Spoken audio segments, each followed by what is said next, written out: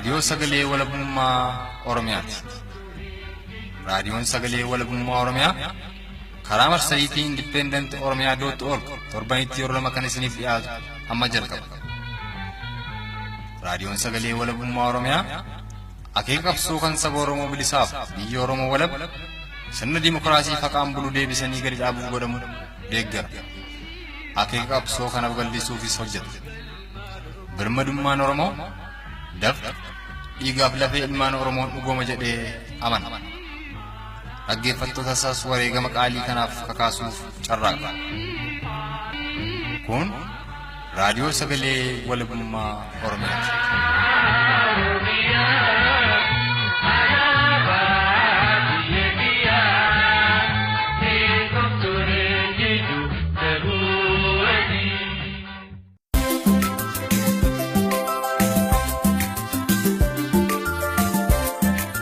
Guyyaan kamisaa adoolessa 13 barri 2017 dhaggeeffattoota keenya jaallatamoo akkuma yeroo hundaa sagantaa keenya har'aas qindeeffannee dhiyaanneerra turtiin keessan haga xumuraatti nu faana haa ta'uun affeerraa keenya. Naannoon Harargee akka naannoo Takkaafitti jechuun xiqqamni xiqqoodha. Jeniifi waajjira keessa jiru kan Oromiyaa fi morman. Sagaleen olitti dhageessan kun odeeffannoo kutaalee Oromiyaa garaagaraa keessaa bilbilaan walitti qabanne keessaa kan fudhatame yoo ta'u, bal'inni isaa oduu keessatti isiniif dhihaata. Oduulee biroos ni qabna. Sagantaa keenya torbaniitti isiniif dhihaatu qophiin argaaf dhageettii akkasumas dhaamsi raadiyoo sagalee walabummaa Oromiyaas qaama qophii keenyaati.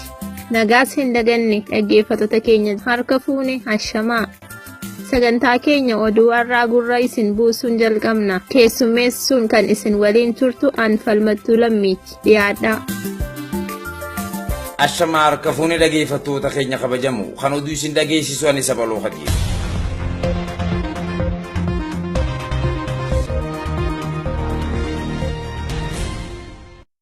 Kafaltii gibiraa mootummaan koloneeffataa wayyaanee daldaltoota Oromoo irratti deellee wal qabatee mormiin ilmaan Oromoo magaalota Oromiyaa garaagaraa keessatti eegale ammaas kan itti fufee jiru ta'uun himameeti jira.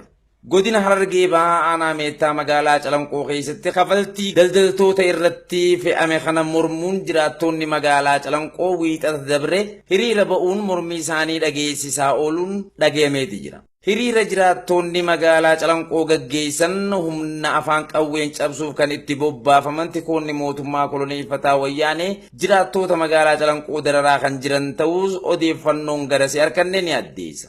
Haaluma wal fakkaatuun godina Harargee lixaa magaalaa Cirootti mormiin kafaltii gibiraatii wal qabatee ni eegala sodaa jedhuun loltoonnii fi poolisoonni wayyaanee danuun gara magaalaa Ciroo geeffamuun jiraattoota dararaa jiraachuun dhagayameeti jira.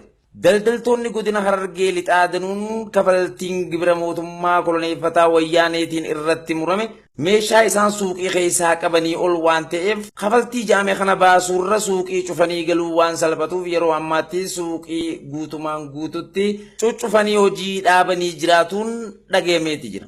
Gama biraatiin ammoo loltoonni mootummaa wayyaanee magaalaa Ciroo keessatti dhimma kafaltii gibiraa kanaan wal qabatee deemaa jiru dhaamsuuf gamasitti bobba'an jiraattoota magaalaa Ciroo kan hiraarsaa jiran achuma naannoo magaalaa Cirootti oromticha tokkotti dhukaasanii kan madeessanii fi yeroo ammaattis namni rasaasa loltoota wayyaanee rukutame kun hospitaala magaalaa Cirootti yaalamaa akka jiru himan jiraattoonni. Bulii Bakkoo dabalata qaba.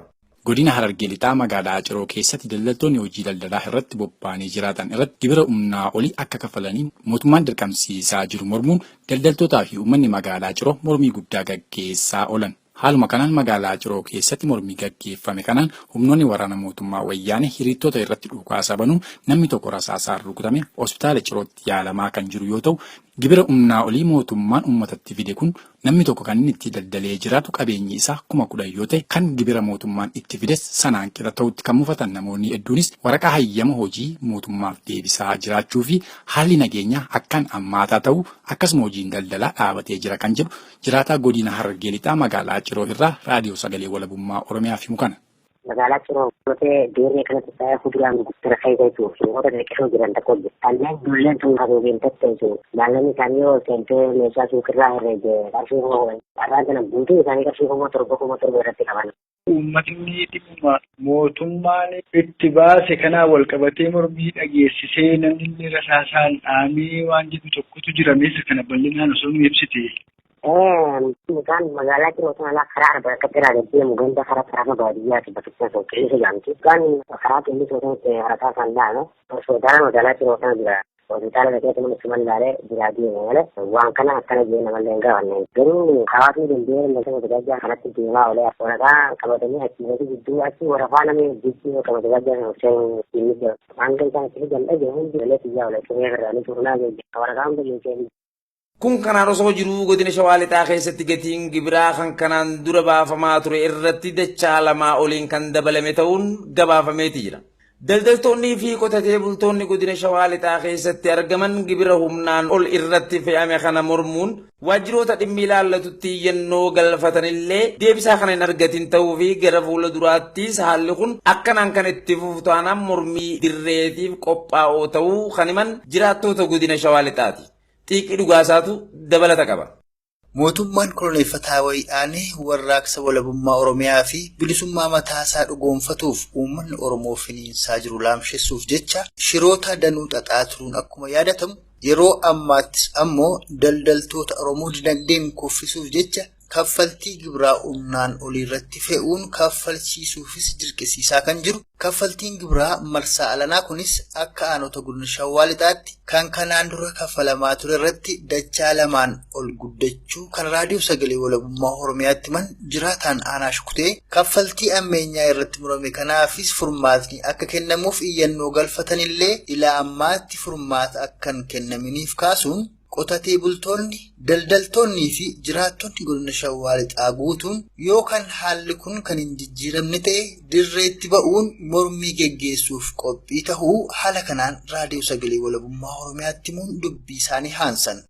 Akka naannoo keenyaatti gurre dachaa lamaa oliin dabare waan kanaan dura kaffalaa turaniif sun immoo dhaga yoonaan gaaffiidhuma waraqaadhaan komii dhiyeeffachuu jiranii uummanni hundumtuu koreen dhaabbatee isiniif haalaan waaqeef malee deebii kennaman jiru akkasiin garuu deebiin kana hatattamaan hin kennamne taanaan sadarkaa uummanni hiriira baanee mormanna waan jedhutu jira dhaga yoona garuu deebiin isaan irraa kenname hin jiru. Lammaa Magarsaa immoo jijjiiramni hin dhufaa jijjiirama bu'uuraa finnaa'ee dhiyaa sa'aa jira. Haasaan haasaa jiru kun attamitti ilaaltu? Haasaan obbolannaa kun haasaarra waan darbe tokko hin argine fi lafa iddoolee deemanii akkasuma haasaa lafa waan danda'u. Adeemsi maduma qabbaneessu wanta waan fakkaata malee uummata biratti waan hojii argatan takka agarre. Pirezidaantiin Oppiidiyoo Lammaa Magarsaa godinoota Oromiyaa garaagaraa keessa maruun dhagaa bu'uura sobaa tarreessaa jiraachuu gabaasaa turuun keenya akkuma yaadatamu.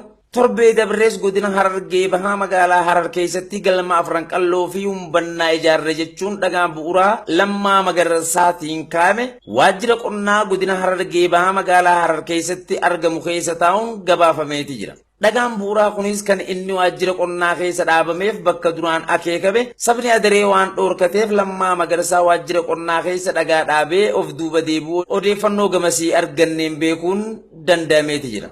Kanumaan wal qabatee guyyaa Lammaa Magarsaa magaalaa Harar dhaqe dargaggoonni Oromoo lakkoofsaan 4 ta'an poolisoota naannoo Harariitiin dhaanamuu fi yeroo ammaattis sabni Hararii waajjiraaleen Oromoo kan godina Harargee bahaa magaalaa Harar keessa jiran ba'uu qaba jechuun mormii guddatti kan jiran ta'uu kan himan jiraataa magaalaa Harar. Gabaasa guutuu oduu kanaaf Bulii Bakkoo. Godina Harargee ba'aa magaalaa Harar keessatti torban kana obbo Lammaa Magarsaa galma arfan qalloo ijaarra maqaa jedhuun dhagaa bu'uura uummata sossobuuf akka kaa'aa ture ni yaadatama.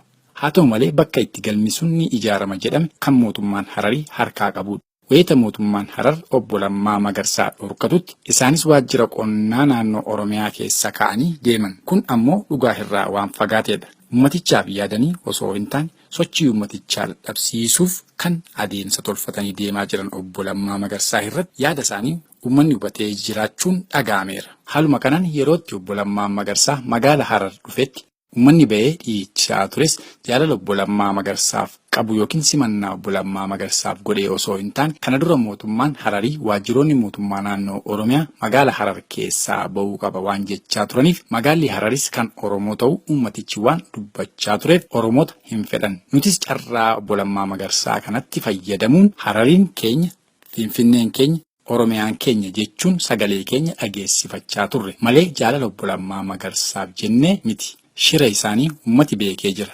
Haa ta'u malee poolisoonni Hararii akkas jennee dhiichisuuti waan aaraniif dargaggoota 4 cafaqanii miidhaan ga'anii turan kan jedhu dargaggeessa godina Harargee ba'aa magaalaa Hararirraa xiiqii dhugaasaa bilbilaan odeeffate tokko. Dalma afran qal'ootii fi uummanaa kajoo dhagaa buuraa taa'ee ture. Dalma kanaaf dhagaa buuraa isaan ta'an dirree balloo irratti hin keenye bakka duraan hin qabamin taa'e. Manni kan barbaade lafa nadiyaa irratti barbaade lafa magaalaa keessaas ta'u magaalaa irraa moggaattis ta'u gaara irrattis ta'u bakka mul'atutti achatti ijaaramuu barbaadanii kana irratti hin goone isaan waajjira qonnaa keessatti kan godhame dhagaan kun jechi uummanni agareedhaa dhoorkanii jechuudha. Kana irratti naannoon Hararii Homiseeka akka naannoo takkaatitti jechi nuti qabnu xiqqoodha jedhaniiti waajjira keessa jiru kan Oromiyaatiin morman jechuudha. Nurraa bakka biraa saagalanii gara Haramaa bileetti lammaanis akka dhufe gaafatanii uummataa eeguudhaaf jecha fakkeessumaaf waajjira qonnaa keessatti kaa'ame dhagaan buuraa kun.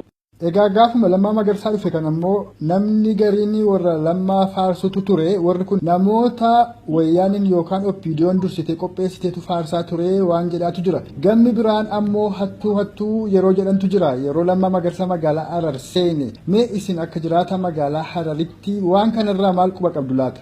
Nuti quba qabna galmi kun bakka inni godhama jedhanii fuula biratti deemee turre deeggarsi bilatii miti irra guddaan itti gammachuun qaban amma guyyaa sanillee jechuun ijoollota bahanii naannoon Hararii aarii qaban irraa kan ka'e akkamitti dhagaa buuraa asitti nu ijaaranii kaji'a irraa kan ka'e ijoollota tumanillee ni jira nama afur akka jabaa. Eegas dhufanii dhimma kana mangutummaan sun namaan jedhanii turan hin barbaannu Harar keenya Oromiyaan keenya Finfinneen keenya Dirreedawaan keenya jedhanii ijoolleen kan dhiichise jechuu obbusan keessee jechuun carraa sanii fayyadamanii dhiichisan malee Lammaa faarsuuf.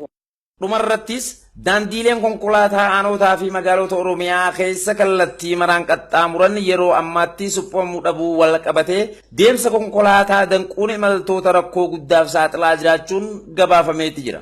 Mootummaa misoomaa je'ee kan of yaamu mootummaan koloneeffataa wayyaanee ergamtoota isaa oppiidiyoo erguun dhagaa bu'uuraa ijaarsa daandiileetiif aanota godina Shawaa Lixaa garagaraa keessa tarreessullee hanga ammaatti wanti qabatamaan hojjetame kan hin jirre ta'uu wal qabatee yeroo ammaatti daandiileen magaalota godina Shawaa Lixaa garagaraa wal qunnamsiisan akkaan hammaachuun konkolaataa kan hin deemsifne waan ta'eef jiraattonni miilaan daandii dheeraa deemuuf dirqamanii kan jiran ta'uu akkasumas aanaa Shugutee keessatti dargaggoonni Oromoo loltoota koloneeffataa mootummaa wayyaaneetiin gidirfamaa jiraachuu fi haasawaan Lammaa Magarsaa guututti dhara ta'uu kan himan jiraattoota magaalaa Shuguteeti. Gabaasa guutuu oduu kanaa Hawwii Gadaatu harkaa qaba. Aanota godina Shawaa Lixaa garaagaraa keessatti hirmaachuu daandilee konkolaataan wal qabatee jiraattonni rakkoo guddaaf saaxilamanii jiraatu kan himan jiraatan aanaa Shugutee. Keessumaa ammoo yeroo roobni roobu naannoo bosona Cillimoo konkolaataan guutumatti deemuu akka hin dandeenye namni kun. Dhumarrattis dhagaan bu'uuraa Lammaa Magarsaan kaa'ame kan ittiin uummata soban malee homtuu hojiitti akka hin hiikamin akkas jechuun raadiyoo sagalee walabummaa Oromiyaaf odeeffannoo kennan. Rakkoon karaa kun baay'ee dhummaatee jira. Konkolaataan illee deemuutti waaqa lafa ganamaa fi yeroo roobni roobu dhaabbatee haga lafti qoolu aduun ba'eetu lafti qoolutti konkolaataan deemaatii jiru keessattuu dhiiqiidhaa ka'ee gaargeel Shugutee Mindila kan deemu karaan sun guddaa amma bosona Cillimoo keessa darbuun rakkoo guddaa. Amma kun yoomii as kan inni akkas ta'aa jiru dhagaan bu'uuraa kaa'ame sunoo kanuma kijibaatii haasaan Lammaan dhiyoo kana haasa'oo. Kontiraakteri Damshii Bayyana jedhamu naannoo sunirraa kan qabate isa midhaanii caalbaasii irraa kan mo'ate garuu wanti jalqabame karaa sanirraa wantuun jiru mana akka qorqoorroo takka illee ijaaree jira sun kaampii hojjettootaati waan jedhamu jira saniin ala wanti karaa irratti hojjetame hin jiru. Egaa kanumaanis immoo wal qabatee dabalataan namni ammaatti dargaggoonni aanota godina Shawaa Lixaa keessaa qabamaadhuma hidhamaadhuma jiru jedhama keessumaa aanaa magaalaa Gincii keessaa akkasumas naannoo magaalaa Ambooti. Haalli kanoo maal quba qabdu laata? Waa'ee hidhaa kun darbee itti illee immoo gaggeeffamaa aadaa yeroo darban naannoo Shugutee irrallee ijoollee doorsisuu reebichi galgala haalaan illee akkan sochoonu gochuun waan mul'achaa turedha. Akka dhimma hawwaasa wanti uummata ibsu illee jiraata shawaan. Dhaggeeffattoota keenya oduu har'aaf qabannee dhiyaannee hanganuma turee qophii keenya biroo waliin turtii gaarii qabaadhaa.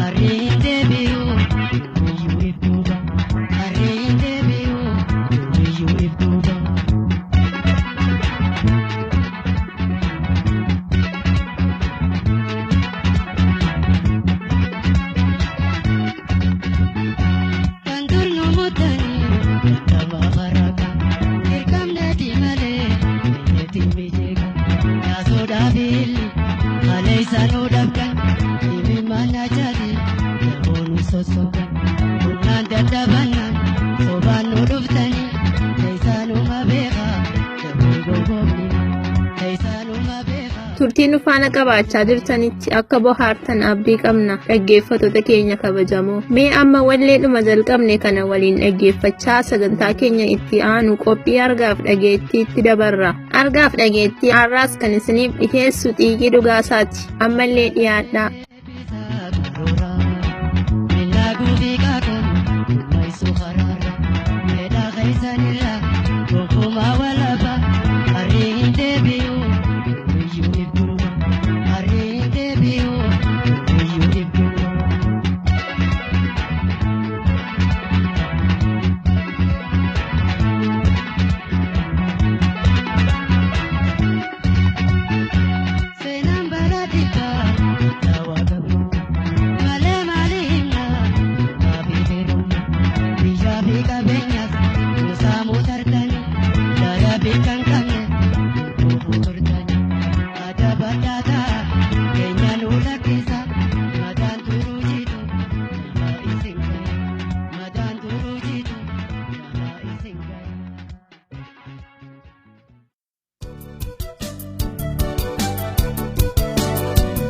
Qophii keenya argaaf dhageettii guyyaa irraan kutaa jaaffaa turtii Abbaliiban Alakee maanguddoo argaaf dhageettii waliin taasifnetu isiniif dhiyaata. Akkuma yaadattan kutaa shanaffaa torbee gaaffiin dhaabne. Arras qophii keenya erga eebbifannee booda gaaffii kutaa darbe irratti dhaabne irraa anfanna. Turtiin keessan hanga xumuraatti nu faana haa ta'u amma hebba jaarsaa qabadhaa. Barii nagaa. Barii nagaa. Halkan nagaa. Guyyaan nagaa. Dirreen nagaa. Dirree Liiban nagaa. Liiban golbatiitii nagaa.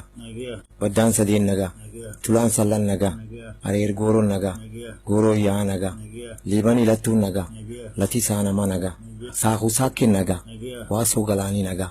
Mumbaasaa garbiin nagaa. Booranaa bareettum nagaa. Oromoo hundii nagaa. Oromiyaan nagaa. Amma gaa yeroo ammaa ilmaan Oromoo seeraa fi heera jalqaba yookaan dur qaban san gadhiisanii san jalaa ba'uudhaan gosaa balbalatti saniyyuu gadi bu'anii dandatti addaan wal qoqqoodanii walirra duuluu, wal haadhuu, wal ajjeesuu, obboleeyyan lamaan ijoollee dhangalaasuu, ilaalcha siyaasa adda addaa qabaatuu Oromoon lafa isaa mirga isaa waan qabu hundumaa sarbamee ofiyyuu gabrummaa jala jira. Gabrummaa san jala taa'ee finna bashaan itti dhufeen wal fixaa jira. Saniifuu Oromoon attam godhuu qaba, attamitti deemuu qaba, attamitti kan isaatti abboomuu qaba. Oromoon khayirraa ufee gatanii bif sadii qaba. Yoo jabeennan deemte, haa qarooman deemte, hawaanuu qabsoo Oromoo kana chochoosuu barbaadde waan sadii eegachuu qabda. Wanni sadeen maali? Amantii kiristaanaatiif ta'e islaanaa suni yoo isiin siyaasaa qabaatte siyaasaa kana keessatti eegachuu qabda. Artii yoo dabre daangaa shanan Oromoo eenyutti gubbaa jiraa keessatti eegachuu qabda. Yoo arti dabre ha gandaaf gandaan xaxama kana siin qabsoo gubbaa jiru waan gandaa dubbachuun keessatti eegachuu qabda. Fulaa gufuusitti taatu cufa eegachuu qabda. Akkamiin eegachuu malte?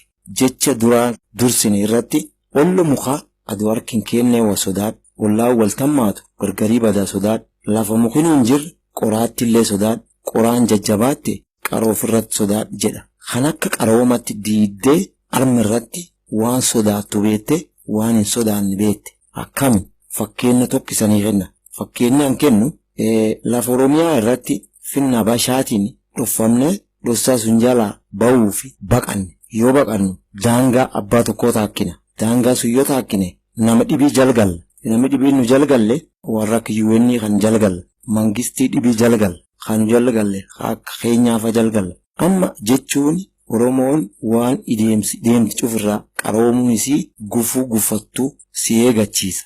Maal samiif tan jedhe yoo Oromiyaa baatee yookiin Itoophiyaa baatee harki UN seente UN kun eenyafaa beekuu malte. Akkamitti sirkaala 14 mootummaa 14 hawaltii UN baafate keessaa Itoophiyaan nambaa 3 akka Abashii achillee kee jirtu beekuu malte. Maal jechuu UN Abashi jalaa baane UN jala jirraa adoo qofa hin ta'in akka Abasha kaanti tokko ta'ee irra hin qabu mootummaa hedduutti waliin jira immoo finna Abashaallee asuma eegii Itoophiyaa baatellee hin eegattaa jecha. Egaa warri kun tokko ta'anii socho'uuf kan isaanitti abboomis obboleeyyan gargar jiran kun qobaa deemanii milkaa'uu ni danda'u. Lagaaf gandaan qabsoo godhuun Oromiyaa walabumsuu danda'a. Fakkeenyaaf kutaan tokko qofaasaa qabsaa'ee yookaan qabsoo godhu Oromiyaa walabumsuu danda'a. Yookaan kutaan lama walitti dabalamee Oromiyaa walabumsuu danda'a. Yoo tokko hin danda'a yookaan danda'a. Fakkeenyaaf nam tokko eela herreegedhaan duraan maddi bisaanii herreega. Innaan loon namichi tokko herreeguu dhiisee dhowwe. Loon kunin waan afaan hin beenne. Waan afaan hin beenne namatti bishaan itti barbaada. Abbaa kaani inni bishaan barbaadennaan nam kanaaf namni kun wal dhabbii qabanii loon isaa bishaan dhowwate. Dhowwatee dheebuu oolchee gaafa isaan dheebuu oolanii guyyaa dhibii obaase. Haalleen dubbitaan qoratee dadhabee jennaan akkasitti dubbisuun mataatti qabate loonii fi bishaan biraa obaasee dabre. Haalli ta'anii loon nam kana horanii ormaatuma tissuma obaa kan keessatti horanii jiran yeroo dheertuu eegii ta'an namtichi bishaan loon kan dhowwe karaa deemu warra kan bule yeroo dheeraa irratti. Yoonni warra kan bule warri kuniin loon qalachuu fedha. Isuma kan durattu qalmamiyyeeffatanii jiran. Isaan durii bishaan dhowwu hallee waaqii gadumaan dhufe warra kana bule. Amma loon silaaftuu qalatanii kulleen keessummaa hin bula. Ariirtii yoo sangaa qalan ariirratan irratti abbaan sangichaa akka durii namni kun bishaan loon kan dhowwe qaabate waan jedhe yaa sanga kiyya yoon dhugumaan si guddise yoon dhugumaan si obaase kaan dhugaan si jaldeem kaan dhugaan tissee si obaase an si ariirradha namni kun ka durii bishaan si dhowwu kaani ariirtii kan kee dhowwadhii jedhe. Abbaan ariirratee irra ba'ennaan namtichiin ariirrata dhufennaan sangaan jala ciise. Kunin maaf ta'e bishaan durii loon kan dhowwan sunti daba. Jecha abbaan sangichaa jedhetti haqa kun tanaaf ta'e. Gadaan shanan Oromoon ammaan kanaa yoo hin beennellee gadaan shanan qabsoo irratti tokko. Isaan qabsoo tokko raayyaaf aseebu dhugaan diidi qabsoota baatu. Mancaaftuu lama dhugaa ifii qabatte qabsoota baatu. Sabboof goonii dhugaa ifii qabatte qabsoota baatu. Sikkoof mando dhugaan haa qabsooftu. Ituuf uumbannaan dhugaan haa qabsooftu. Yoo dhugaan shanan wal madaalti Oromoon bilisoomtii jecha. Ayyeega abboo yoo haqaan qabsaa'an Oromoon cuftu yoo wal jala deeman san keessatti immoo haqaan yoo qabsaa'an bakka ni ga'u jettan. Haa ta'uti yoo immoo 4 waliin deemanii tokko dhiisan yookaan 3 waliin deemanii 2 dhiisan yookaan tokko callaan qofaa deeme. Qabsoo mirga abbaa biyyummaa Oromiyaa mirkaneeffatu ilmaan Oromoo gaggeessaa jiru. Bilisummaa uummata Oromiyaa milkeessuu ni danda'u. Yoo hin danda'an ta'e immoo maal godhuu qabu jettune. Egaa dhaggeeffattoota keenya kabajamoo gaafiilee kanaa fi kan birootiis kutaa torbee qabannee isinii dhiyaanna. Turtiin waliin qabaataa turtaniif guddaa galatoomaa. Egaa dhaggeeffattoota keenya jaallatamoo qophiin keenya maayii dhaamsa raadiyoo sagalee walabummaa Oromiyaati. Dhaamsa keenya har'aas kan harkaa qabu Roobaa Boruuti. Ani ammoo gama kootiin asumaan nagayaa isinitti dhaammadha. Sagantaa wal fakkaataan torbee walitti deebina. Nagaa.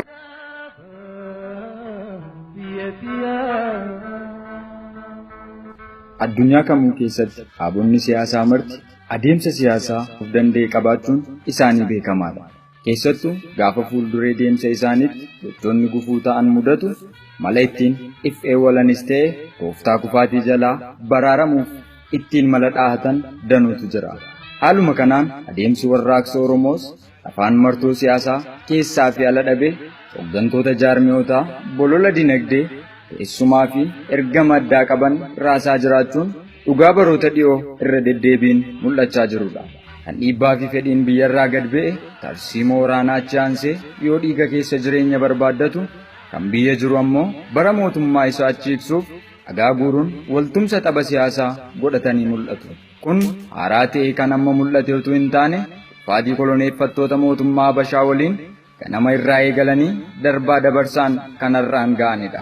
Bosona Oromiyaa ibiddaan mancaasaa duula bosona misoomsuu labsuun bineensota bosonaa godaansisaa guyyaa turizimii jechuun bakkaa bakkatti sirbuun waanuma dura irraa eegalee as ga'edha. Haaluma kanaan ergamtoota alagaan Oromoo keessaa funaantee Oromoon bitaa as geesse. Maqaa pireezidentii mootummaa naannoo Oromiyaatiin muudamanii tooftaa fi shira micciiramaan Oromoo gabrummaa jalattiidhaa as ga'an kan akka Hasan Alii irraa qabee Junaddiin Saaddoo fi Abbaa Duulaa Gammadaa Muktaar hanga Lammaa Magarsaatti viidiyoo Oromoo keessatti deebisuu fi warraaqsa Oromoon mirga abbaa biyyummaaf taasisu awwaaluuf akka waan Oromoof quuqamtu fakkeessanii osoo mashuumanii shaaranii kan shirri isaa nama kofalchiisaa nama miidhu obbo Lammaa Magarsaa bakka buufame duula afaan faajjii golee Oromiyaa keessa maru eegale. Raaksa dinagdee maqaa jedhuun magaalota Oromiyaa hedduu deemuun dargaggoota gucaan ijaaree eebbisaa turuun kan yaadatamudha. Akkasuma maambooda misooma ariifataa abbootii qabeenyaa hirmaachisuun adeemna kan jedhes saamuu fi saamsisuu akka ta'e ifatti mul'atee jira. Akkasuma rakkoo daangaa irratti tumsa mootummaa wayyaanee fi humna liyyuu poolisii Sumaaleen dhiigni horsiisee bultootaa itti jigaa jiru fureera kan jedhe har'a godinni Booranaa, Gujii, Harargee fi Baalee qabeenyaa isaanii harka diinaatti lakkisuun lubbuu maatii isaanii oolfachuuf baqachaa jiraachuun ragaa kan biraati. Qe'ee ofiitti orma nu godhanii dantaa addaa Finfinnee irraa qabnuufillee wixineen seeraa dhiyeenya labsame utuu uummataan mormamuu baatee Finfinneetti nagaa nu dhaamsisuuf qophii xumuratee ture. Daandiin liqa mootummoota addunyaan sararamte waggaa 2-3 odoo hin tajaajille diigamtee imaltuun dhoqqee qote gaarii haadaan harkisaa deemuun haati dhiiraa da'umsaaf ciniinnattu utuu yaala hin argatin bakkeetti hafuun gaaniin bishaanii eebbifame guyyaa san booda mirgisuu dhabuun eebuun dararamuun Oromiyaa guutuu keessatti itti fufee jira. Gibira humnaa oliin eelaa, qaraxa humnaa olii baasaa, buusii waldaa misoomaa, ispoortii, xaa'oo, hidha guddicha, maqaa dhibba waamaa nurraa guuraa har'a ba'anii galuun yaaddoo guddoo ta'ee jira. Kun kan cabbiif kanan fudhadhe malee shirri nurratti hojjetamee fi godaannisni keenya kan himamee dhumu miti. Obbo Lammaa Magarsaa dhagaa tarree galchuu fi arraba dhadhaa dibatanii dubbachuun kan faana dubbii miliqsuuf yaalaniif tooftaan jaarmiyoota Oromoo kan biroos kanuma waan ta'eefidha. Ibsa ejjennoo baasuu masaraa mootummaa warra dhiyaatti yennoo guuranii ce'u fuula sooshaal miidiyaa irratti waraana labsuu irraan kan hafe rakkoo uummata Oromoof quuqama dhugaa kan quuqame hin mul'anne. Obbo Lammaanis isaanumaan fakkaatee garaa madaa qabu harkisee foncolaa kan quuqamuuf fakkaatee dhagaa ol qajeelchee darbuun tarsiimoo waaraa godhatee itti fufe. Yaa ilmaan Oromoo, yoo akkuma callisnetti kan itti fufnu ta'e rakkoon kaleessaa qeensa nutti baafachaa rakkoo keenya har'aa ta'e boris darbee itti fufuuf deema. Kanaaf tooftaalee armaan gadii muraasa kanneen hojiitti hiikuun barbaachisaadha. Ilmaan Oromoo eenyuun illee osoo hin eeggatin akkuma fincilletti itti fufuun diina nu gabroomse ofirraa fonqolchuu qofaadha. Ilmaan Oromoo saba isaaniif quuqama dhugaa qaban kan keessaa fi alaa marti harka wal qabachuun yaadaan wal deeggaraa imala qabsoo jalqaban kana galmaan ga'uuf daran carraaqaa bu'aa qabsoo fuulduraatti tarkaanfachiisuun ga'ee keenya akka ta'e hubachuudha. Kan Oromoof barbaachisu dhagaa bu'uuraa osoo hin ta'in dhugaa bu'uuraa kan walabummaa Oromiyaa akka ta'e martinuu hubachuu qabna. Kanaaf uummanni Oromoo cubbuu Lammaa Magarsaan deemuun kana hadheeffatee mormuu fi balaaleffachuu qofa osoo hin taane warraaqsa cimaan kolonii wayyaanee guutummaatti buqqaasuuf qabsoo itti fufuu qofti furmaata akka ta'e baradhu. Oppiidiyoon waan afaaniin dubbatan kana hojiitti hiikuuf yoo aangoo kan qabaatan ta'e jalqaba irratti hooggantoota dhaabbilee siyaasaa Oromoo kanneen akkuma amma isaan mirga ilmaan Oromoo falmaa jiru kanatti waan falmaniif hidhaatti guuranii dararaa jiran kana hidhaarraa habaasan. Yoo kana gochuu hin dandeenye ammoo aangoo fi dandeettii tokkollee dhabuu qofa osoo hin ta'in afaaniin uummata Oromoo sobuuf malee qabatamaan mirga ilmaan Oromoof dantaa akka hin qabne hubachuun guutummaatti wayyaanee fi jala deemtotas mancaasuuf mudhii jabeeffatanii ka'uun ilmaan Oromoof murteessaa ta'uu baruun gaariidha. Dinagdee gibiraa fi maqaa hojii misoomaan nurraa guuramee qawween ittiin ajjeefamnu nuuf bitamu dhorkannee qabeenya keenya diinaaf gumaachuu irraa of dhorkuu danda'uu qabna. Qeerroon uummata bal'aa Oromoo waliin bakka bakkatti wal ijaaruun onnachuun wal onnachiisee hidhatee wal hidhachiisuun mootummaa koloneeffataa afaan qawween nurratti bee qabsoo hidhannootiin buqqisuuf dhiigaa fi dafqa keenya itti cobsinee lafeef lubbuu keenya itti cabsinee dachee keenya Oromiyaa walaboomsuu fi mataa keenyas bilisoomsuun furmaata maayiiti kan jedhu dhaamsa raadiyoo sagalee walabummaa Oromiyaa kanarraati. Oromiyaan ni walaboomti, Oromoon ni bilisooma. Raadiyoo sagalee walabummaa Oromiyaa.